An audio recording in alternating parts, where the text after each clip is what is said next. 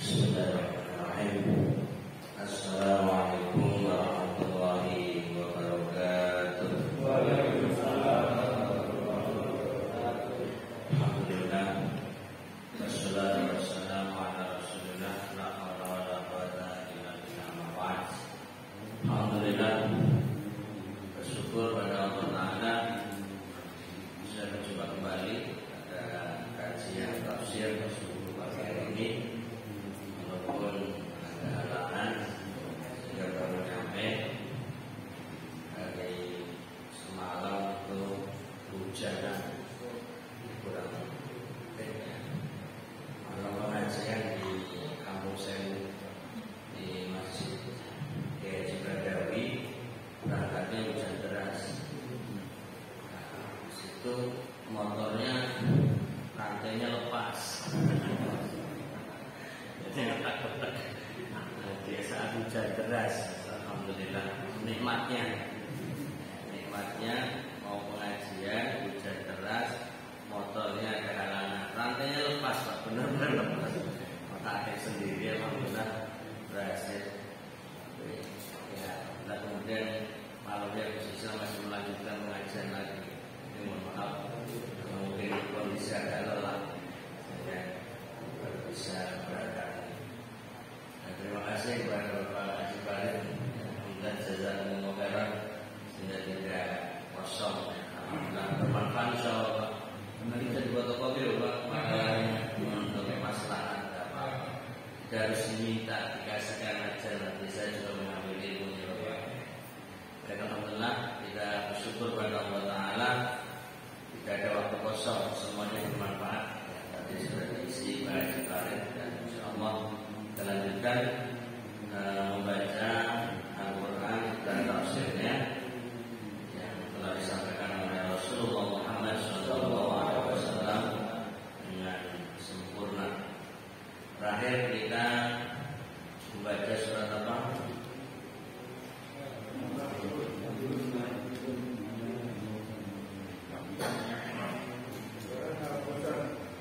Kemarin Al-Kautsar.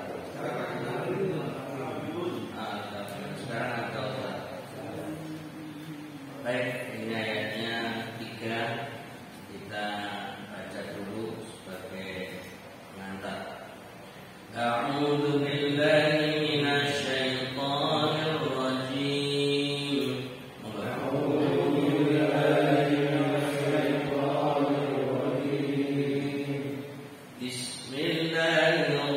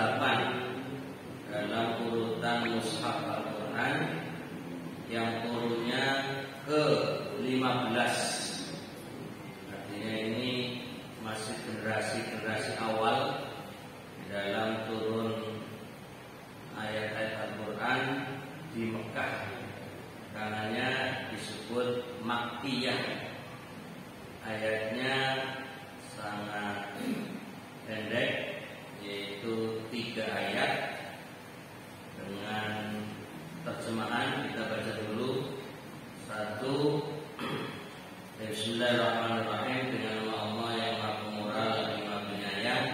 Ayat pertama, sesungguhnya inna a'tainakal kautsar, sesungguhnya kami telah memberikan kepadamu nikmat yang banyak. Fasholli li rabbika wanhar. Yang kedua, maka dirikanlah sholat karena Rabbmu dan berkorbanlah.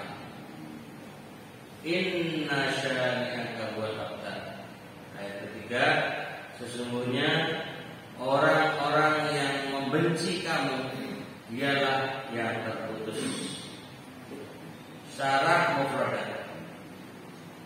Al-Kautsar, kebaikan yang banyak yang diberikan Allah kepada Nabi Muhammad SAW, termasuk kenabian, Al-Quran, hikmah, dan sebutan yang tinggi, serta paling banyak pengikutnya, dan mendapat izin untuk memberi syafaat.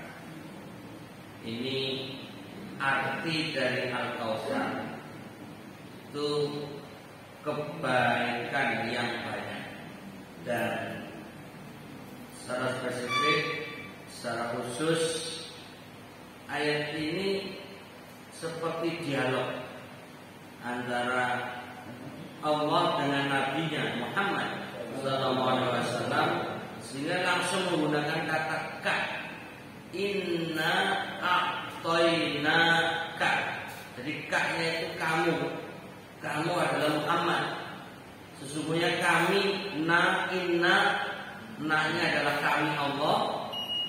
Kemudian a'taina, ya, kami memberikan ka kepadamu. Jadi seperti khusus, ayat ini khusus kepada Nabi Muhammad SAW. Kemudian apa yang diberikan? Al-Kautsar. Dalam bahasa Arab ada kata kerja atau fi'lun yang membutuhkan dua objek, namanya muta'addin ila maf'ulain. Jadi kata kerja yang butuh dua maf'ul bihi, dan di sini akto. Jadi Allah memberi kepadamu Al-Kautsar, kenikmatannya banyak. Jadi Al-Kautsar di situ maf'ul bihi atsani, objek yang kedua.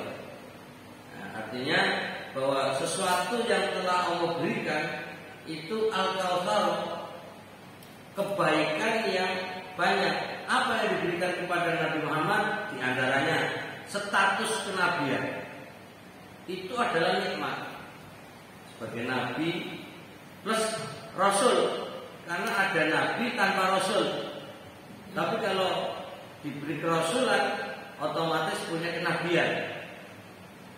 Jadi mestinya di sini termasuk kenabian, kerasulan, karena ada perbedaan. Nabi itu dalam bahasa Arab pemberitaan.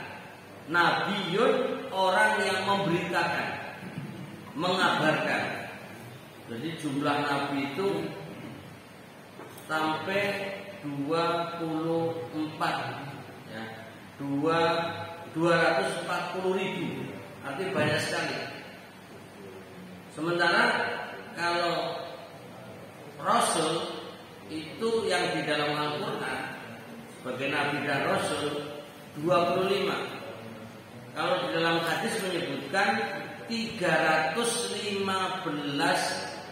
Rasul. Jadi jumlah Rasul itu banyak, ratusan, 315. Yang dicantumkan di dalam Al-Quran ada 25. Nah, terlepas dari itu, yang namanya Muhammad SAW merasa mendapatkan nikmat yang begitu banyak. Dan memang Allah yang menegaskan, Inna a'tainaka al-Kautsar. Lalu diterangkan salah satunya kenabian, kerasulan. Al-Quran itu sendiri satu al-Kautsar, kenikmatan. Kemudian penuh hikmah. Nabi dalam pergaulan kehidupan, ya, itu penuh hikmah, baik perkataannya, sikapnya, itu penuh dengan hikmah.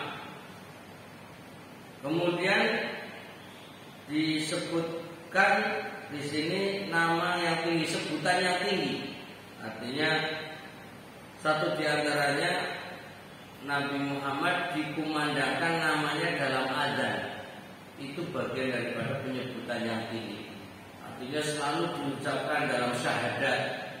Ya, asyhadu an la ilaha illallah wa asyhadu anna Muhammadan Rasulullah. Dan itu dikumandangkan juga di adzan di seluruh dunia. Itu adalah salah satu kehormatan. Ya. Dan itu adalah Al-Kautsar, sebutan yang tinggi, serta paling banyak pengikutnya.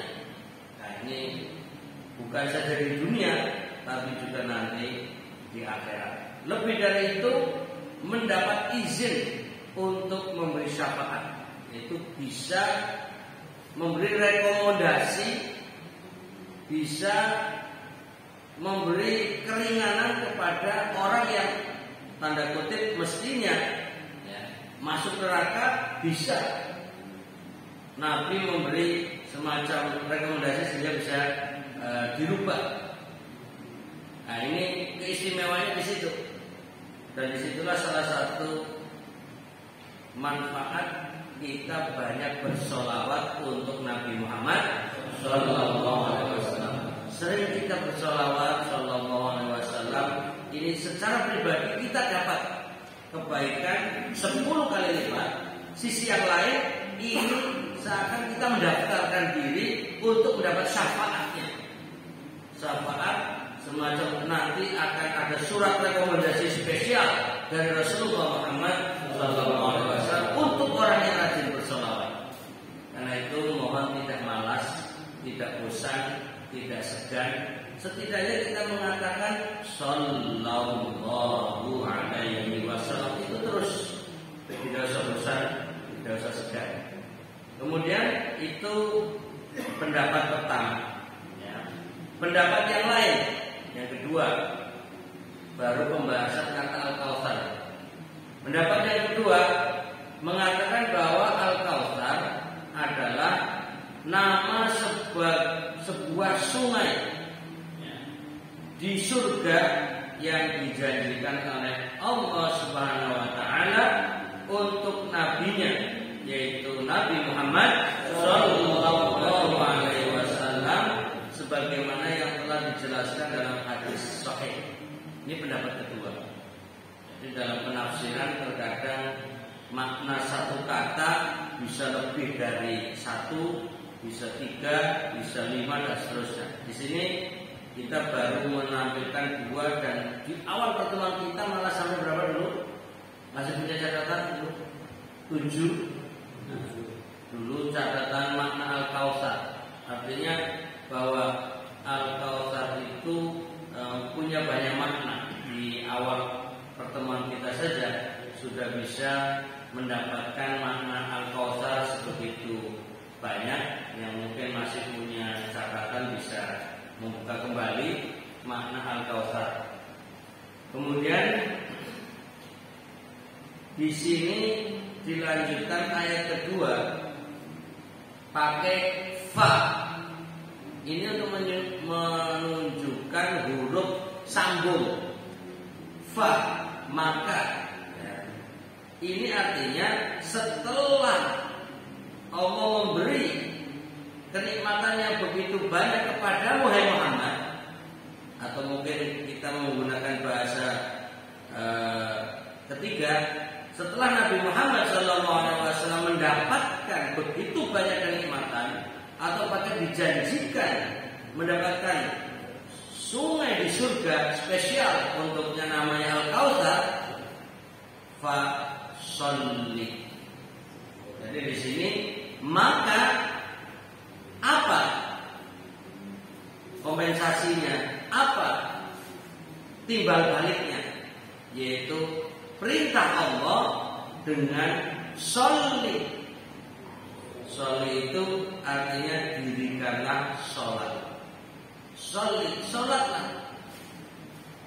Jadi kalau kita melihat perintah ini, sholat sebagai bentuk syukur, sholat sebagai bentuk terima kasih. Jadi Allah sedang membimbing, sedang memandu. Kalau mendapatkan banyak nikmat, maka bersyukurlah. Salah satu cara syukur sholli, sholatlah. Jadi Nabi Muhammad SAW diperintahkan untuk menjalankan sholat dalam arti bersyukurlah. Pertanyaan, kalau kita sholat itu biasanya niatnya boleh ganjaran atau bersyukur? Kayaknya biasanya ya, karena ini kewajiban kita jalankan. Kemudian di pikiran kita biar dapat ganjaran, dapat pahala, dapat imbalan. Itu boleh. Tapi sepertinya itu level 1 itu. Tahap 1. Artinya apa yang kita lakukan boleh. Tapi kalau levelnya Nabi Muhammad SAW, sholat bukan lagi sebagai pencarian pahala. Dan ini pernah ditanya oleh salah satu sahabat atau bahkan Aisyah radhiyallahu anha, kenapa engkau begitu semangat untuk menjalankan sholat malam sampai digambarkan kakinya bengkak-bengkak itu? Apa jawab Rasulullah Muhammad SAW? Saya ingin menjadi abdan syakur. Saya ingin menjadi hamba yang bersyukur. Karena begitu nikmat yang aku terima, maka aku bersyukur dengan sholat. Jadi itu salah satu niat, ya, salah satu niat atau niatnya Rasulullah SAW menjalankan sholat adalah syukur. Dan sholat ini perintah setelah mendapatkan nikmat al-kautsar, maka runtutannya maka sholli li rabbika, yaitu dirikanlah sholat. Ya, walaupun secara gambaran ketika ayat ini turun itu belum ada perintah sholat 5 waktu sebenarnya. Tapi di sini dalam keterangan dirikanlah sholat 5 waktu demi rohmu. Karena sholat 5 waktu itu adalah saat Nabi Al-Isra dan Al-Mi'raj, atau bahasa Indonesianya menjalankan Isra Mi'raj. Dan itu Nabi sudah mau hijrah, mau pindah ya ke Madinah. Artinya sudah tahun ke-10, tahun ke-10 kenabian. Nah, sementara ayat atau surat ini sebelum ini kalau dilihat dari nomor urut turunnya itu nomor 15. Padahal ada 85 surat Makkiyah. Berarti setelah surat Al-Kautsar ini masih banyak surat-surat lain yang perlu kita cek nanti bahwa bagaimana arti sholli di sini. Apakah sholat yang dimaksud adalah sholat 5 waktu atau sholat dalam arti sholat umum yang bentuk syukur Nabi Muhammad SAW. Nah ini yang mungkin perlu dilacak kembali, karena kalau kita melihat waktu turunnya sepertinya belum ada perintah sholat 5 waktu. Makanya kata sholli li rabbika, dirikanlah sholat 5 waktu demi Rabbmu secara terus menerus atau lestari. Ini hanya penafsiran ya. Dan itu sah-sah saja karena ayat ini berlaku sepanjang masa ya. Bahkan nanti ada penafsiran sholat karena dikaitkan dengan kata wanhar ya, yaitu berkorbanlah. Itu nanti kaitannya sholatnya sholat Idul Adha. Nah, itu ada penafsiran lain. Jadi karena nikmat yang didapat, maka sholatlah Idul Adha dan menyembelihlah, berkorbanlah. Nah ini nanti tergantung ayat ini untuk dalil apa. Biasanya terjemahannya disesuaikan. Jadi kalau sedang umum ini dikaitkan dengan sholat 5 waktu. Tapi kalau kita mengkaji tafsirnya, dengan pendekatan waktu, maka ini sholatnya bukan sholat 5 waktu, apalagi sholat Idul Adha. Karena turun ayat ini belum ada itu semua. Belum ada sholat 5 waktu, belum ada sholat Idul Adha. Nah itu. Tapi biasanya dalam menerjemahkan atau menafsirkan ayat tergantung. Dan ini banyak digunakan para ulama fikih. Jadi kalau bab Idul Adha, ya, perintah sholat Idul Adha, nanti yang dicantumkan fasholli lirabbika wanhar. Itu hampir di kitab-kitab fikih. Ayat ini sebagai dalil perintah sholat Idul Adha. Dengan pendekatan laksanakan sholat dulu, baru penyembelihan. Dan urutan fasholli lirabbika, ini pelaksanaan pertama, berarti sholat dulu, wa inhar, dan berarti urut sholat Idul Adha dulu, wa dan inhar, sembelihlah hewan udhiyah atau kurban. Ini ketika ayat ditempelkan di bab Idul Adha, yaitu di bab fikih. Nah ini maka bisa kita perhatikan. Nah sementara kalau kata Al-Kautsar dimana kenikmatan yang banyak, maka sholat di sini bersifat umum, tidak hanya sholat 5 waktu, tidak hanya sholat Idul Adha, bahkan sholat apapun, bahkan sebelum Nabi menjalankan sholat-sholat itu sudah diperintahkan sholli, sholat. Dan secara bahasa, sholat itu sendiri sebenarnya doa, ibadah, memohon. Jadi di sini sholli kalau secara bahasa artinya berdoa, tapi secara istilah adalah diawali dengan takbir, diakhiri dengan salam. Ini pun perlu kita telusuri kembali, bagaimana tata cara sholat Nabi sebelum sholat 5 waktu. Karena para nabi juga punya sholat, tapi apakah sholatnya para nabi sebelum Nabi Muhammad Sallallahu Alaihi Wasallam sholatnya sama dengan yang kita lakukan ini?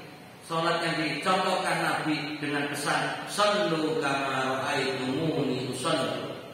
Jadi ini nampak tilas tentang ibadah sholat. Artinya bagaimana tata cara sholat?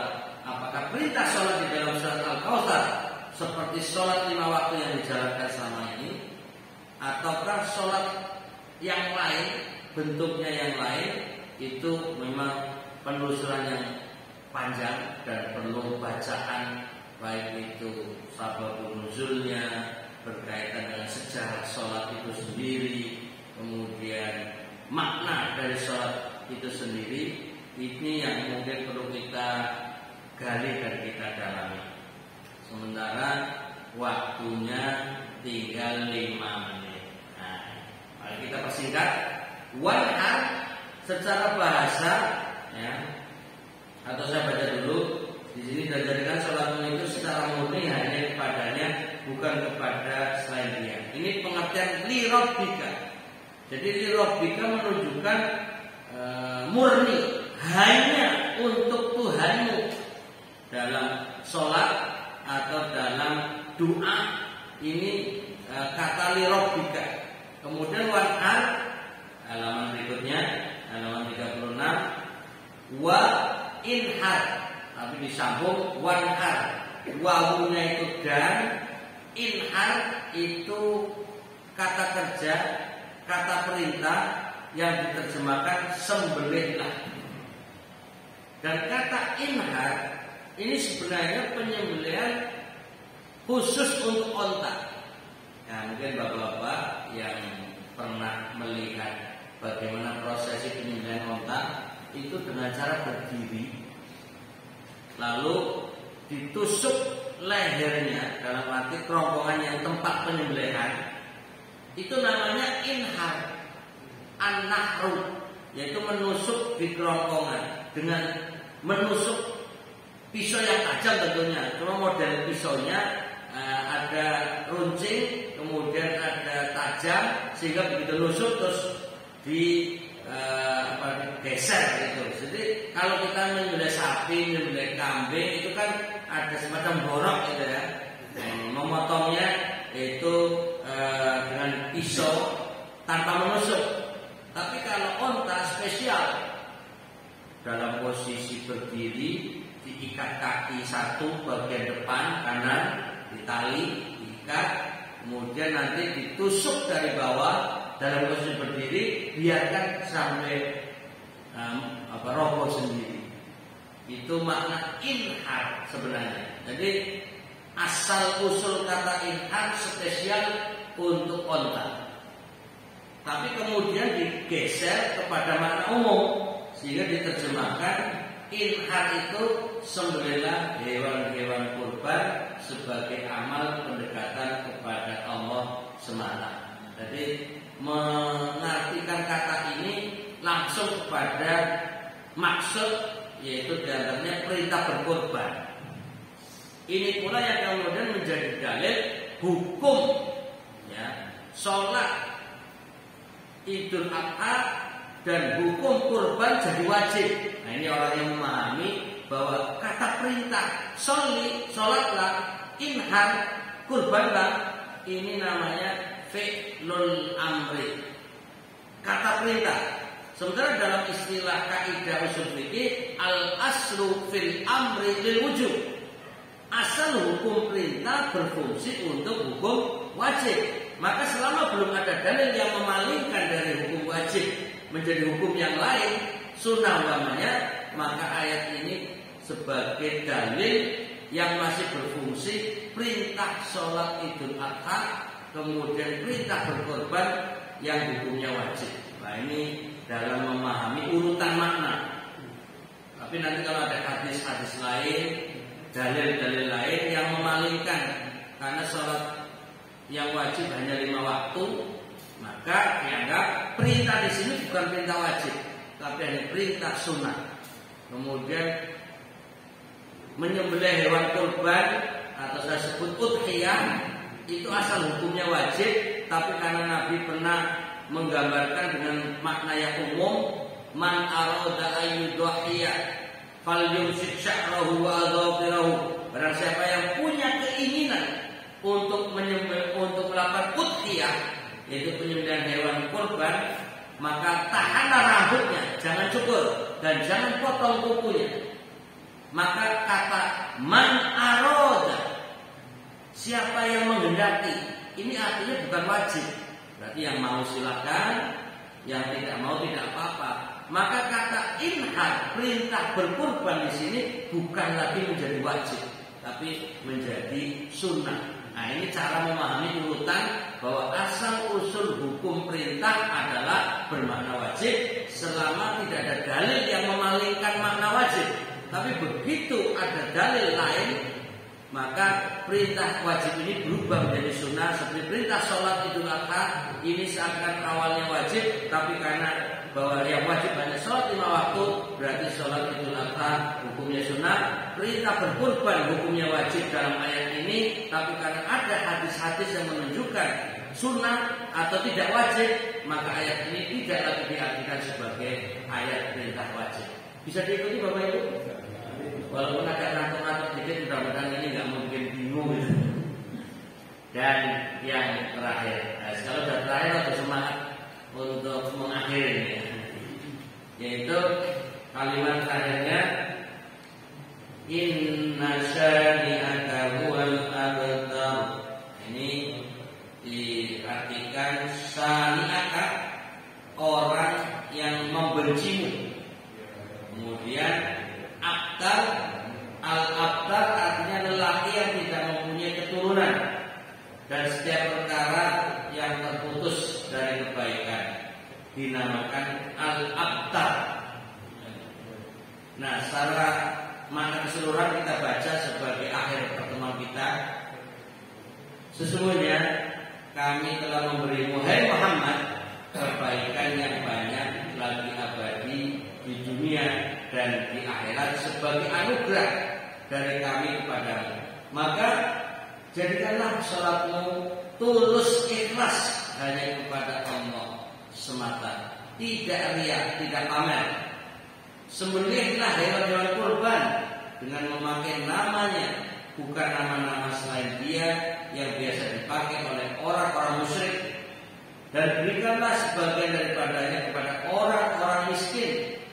Sesungguhnya orang yang membencimu, dialah yang terputus dari semua kebaikan, dan dia pula lah yang akan lenyap nama dan sebutannya. Demikian sebagai tambahan bahwa sekalipun surat Al-Kautsar ini sifatnya khusus untuk Nabi Muhammad SAW, tapi kita kan diperintahkan untuk meneladani. Laqad kana lakum fi Rasulillahi uswatun hasanah. Dan benar-benar ada kana lakum untuk kalian pada diri Rasulullah Muhammad SAW keteladanan yang baik, uswah hasanah. Maka ketika Nabi mendapatkan kenikmatan dan kita juga mendapatkan banyak kenikmatan, bagaimana Nabi mendapatkan kenikmatan dengan bentuk kenikmatan yang berbeda, fasolli, maka bentuk syukurnya adalah menjalankan sholat. Jadi Nabi sholat untuk syukur, kita pun usahakan naik level. Kalau sholat bukan hanya mencari pahala, tapi ini bentuk syukur kita atas nikmat yang kita terima. Jadi meningkat. Nah, ini setidaknya bisa diambil hikmah dan pelajaran dari ayat ini. Mudah-mudahan bermanfaat buat kita semuanya. Dan apakah masih diberi waktu untuk tanya jawab atau langsung tutup? Monggo. Tutup. Alhamdulillah. Lebih cepat, lebih baik. Sepakat. Baik, mari kita akhiri dengan bacaan kafaratul majlis. Subhanallah.